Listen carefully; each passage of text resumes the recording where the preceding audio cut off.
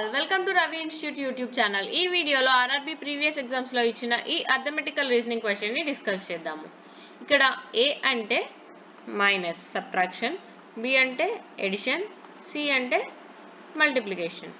So ఇక్కడ మనకి ఈ లెటర్స్ ని వాళ్ళు ఇచ్చిన కోడ్ తో రిప్రజెంట్ చేసి చెక్ చేస్తే 9 into 5 plus 10 minus 5 into 12.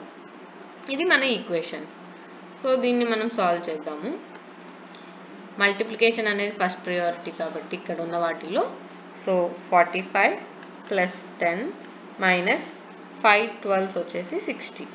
So దీన్ని మనం సాల్వ్ చేసి చూస్తే 55 minus 60 it is minus 5. So B is the correct option.